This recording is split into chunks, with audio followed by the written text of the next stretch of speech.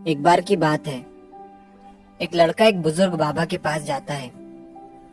वो लड़का अपनी जिंदगी में बहुत परेशान था। घर की सारी जिम्मेदारियां उसी पर थी और इसी वजह से वो अपने आप को भी ज्यादा टाइम नहीं दे पाता था और बस दिन रात काम किया करता था। वो उसके दोस्तों और उसके फैमिली वालों को भी टाइम नहीं दे पाता था। उसके जो दोस्त थे वो टूर पर जाया करते थे, लेकिन ये नहीं जा पाता था और इसी वजह से उसकी खुशी छिन सी गई थी।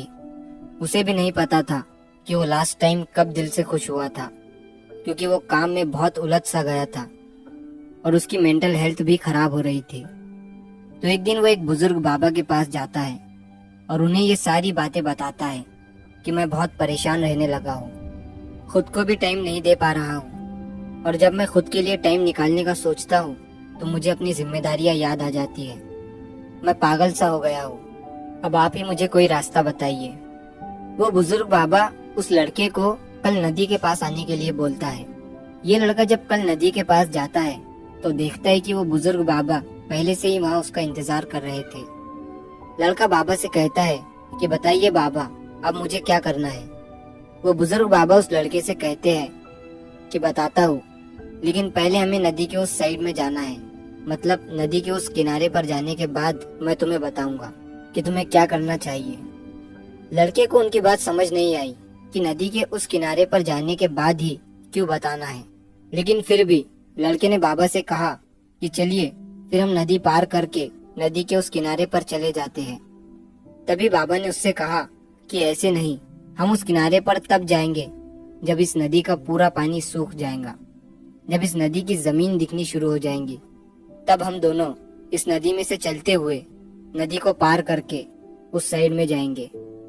लड़के ने बाबा की तरफ देखते हुए कहा कि बाबा, आप ये क्या बोल रहे हो? जब इस नदी का सारा पानी सूख जाएगा तब हम ये नदी पार करके उस साइड में जाएंगे, तो शायद ऐसा कभी नहीं होगा और हम उस साइड में जा ही नहीं पाएंगे। ये बात बोलते हुए वो लड़का समझ गया कि बाबा उसे क्या कहना चाहते हैं। बाबा ने उसकी तरफ देखा और मुस्कुराते हुए कहा कि यही चीज मैं तुम्हें समझाना चाहता हूँ कि तुम भी अपनी जिंदगी में ये सोच रहे हो कि जब मेरी सारी जिम्मेदारियां खत्म हो जाएंगी तब मैं अपनी जिंदगी में एंजॉय करूंगा, तब अपने आप को टाइम दूंगा, तब मैं मजे करूंगा। तो ऐसा कभी नहीं हो सकता है, क्योंकि जिम्मेदारियां कभी खत्म ही नहीं हो सकती है।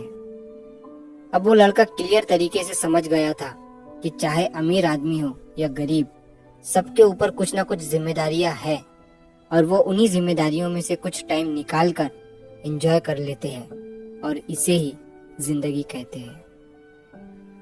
दोस्तों, इस कहानी से हमें ये सीख मिलती है कि जिंदगी बहुत छोटी है और टाइम बहुत फास्ट। तो अपनी जिंदगी के हर मोमेंट को एंजॉय करो, नहीं तो टाइम निकल जाएगा। तो अगर आप इस कहानी को और भी लोगों तक पहुंचाना चाहते हो तो इस वीडियो को लाइक करो, ताकि YouTube इस वीडियो को और भी लोगों तक पहुंचाए। और अगर कहानी अच्छी लगी हो तो चैनल को सब्सक्राइब जरूर करिए। मिलता हूँ मैं अगली बार इसी तरह की कहानी के साथ। तो सब्र करो, शुक्र करो और जिंदगी में आगे बढ़ो।